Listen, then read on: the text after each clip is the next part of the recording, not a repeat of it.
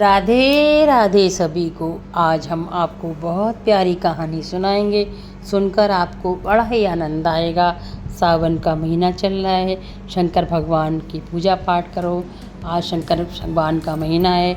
चलिए सावन के महीने में शिव पार्वती की बड़ी प्यारी कहानी सुनाते हैं। चलिए कहानी शुरू करते हैं। एक दिन शंकर भगवान पार्वती जी के साथ कैलाश पर विराजमान थे।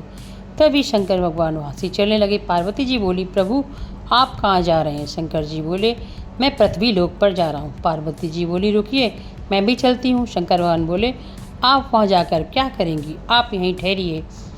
पार्वती जी बोले, नहीं नहीं, मुझे भी आपके साथ चलना है। शंकर जी बोले, ठीक है चलिए आप मेरे साथ, लेकिन आप वहाँ पर जो भी हो आप चुपचाप देखती रहिए, कुछ बोलिए मत। पार्वती जी बोली, ठीक है। दोनों पति पत्नी शिव पार्वती और आदर जब पृथ्वी लोक पर आए तो उन्होंने साधारण मनुष्य का रूप रखा। एक साधारण कपड़े पहनकर शंकर भगवान और पार्वती जी सीधे पल्लू की धोती पहनकर एक गरीब स्त्री की तरह पति के साथ चलने लगी। दूर देखा, पास में ही थोड़ी दूर चलने पर एक जमींदार की बहुत बड़ी कोठी थी। उसके घर के आसपास चारों तरफ गाय बंधी थी, बहुत संपन्न था। वहाँ रुककर शंकर पार्वती जी ने कहा, जय श्री नारायण हरि। तो वो जमींदार निकल के आया, बोला, बताओ कौन हो, कैसे आना हुआ? तो वो बोले, हम बहुत गरीब हैं, हमें बहुत दूसरे देश से आए हैं, हमें अपने ठाकुर जी के भोग लगाने के लिए कुछ चाहिए, आप हमें थोड़ा दूध दे दीजिए।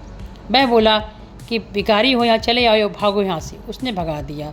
शंकर भगवान बोले, तुझे बहुत संपन्नता हो, सब कुछ मिले। ऐसा कहने के बाद थोड़ा आगे चले। पार्वती बोली, प्रभु ये क्या है? चलो। शंकर भगवान बोले, अपने भक्त का घर दिखाता हूँ।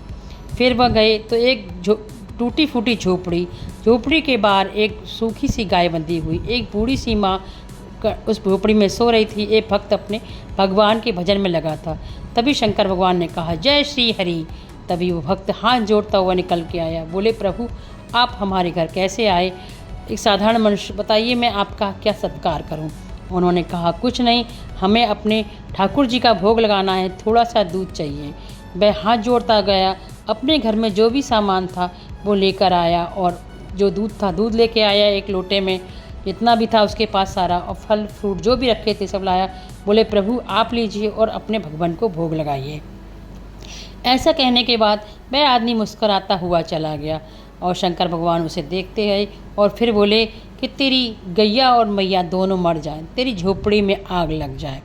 ऐसा कहने लगे। पार्वती जी वहाँ पर तो शांत रहीं।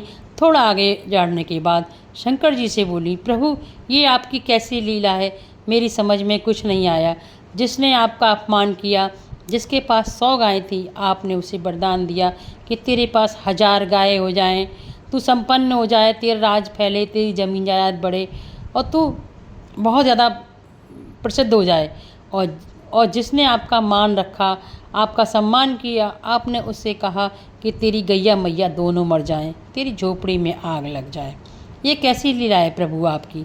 तो शंकर जी मुस्कुराने लगे और बोले, अरे पार्वती तुम आप समझी नहीं, ये मेरी लीला नहीं है, ये मैं बता रहा हूँ कि जिसको मैंने कहा कि तेरी 100 की 1000 गाय हो जाएं, तेरी माया बढ़े, तू संपन्न हो, इसका मतलब तू जितना संपन्न होगा उतने, जो तेरे पास 100 गाय हैं तो इतना पाप कर रहा है, तेरे पास 1000 गाय होंगी तो और ज़्यादा पाप करेगा, जिससे तेरे समस्त पुण्य नष्ट हो जाएंगे और तुझे पाप ही पाप तेरे नजर आएंगे। उन पापों के कारण तेरा कभी उद्धार नहीं होगा और तू गलत रास्ते पर चलकर गलत लोगों के करके तू अपने गलत वैभव को प्राप्त होगा। इसमें तू इसी माया जाल में फंसा रहेगा, तू कभी भी इस मृत्यु के आन जान से मुक्त नहीं होगा। और दूसरा जो आदमी है जो भगवान की भक्ति में लगा हुआ है, गाय और माँ, जिसके चक्कर में वह भक्ति पूर्ण रूप से नहीं कर पा रहा था, अगर उसकी गैया और मैया दोनों मर जाएंगी तो उसके पास बहुत समय होगा, जो कि भक्ति में नहीं कर पा रहा है, जो आराम से अपनी भक्ति करेगा और इस मृतलोक को त्याग कर अपने श्री धाम को प्राप्त होगा। पार्वती जी बोली, प्रभु आपकी लीला अपरंपार है, आपकी लीला को कोई नहीं समझ पाया। हम अक्सर कहते हैं कि जिसके पास संपन्न है प्रभु उससे खुश हैं, उसकी माया बढ़ा रहे हैं, और जो भगवान की भक्ति करता है वो दुखी है, दुखी नहीं है, भगवान की भक्ति कर रहा है, वो उसके सारे पाप नष्ट होकर पुण्य की ओर बढ़ रहा है, और जो अधिक संपन्न हो रहा है वो अपने सब पुण्य नष्ट करके पापों की ओर बढ़ रहा है।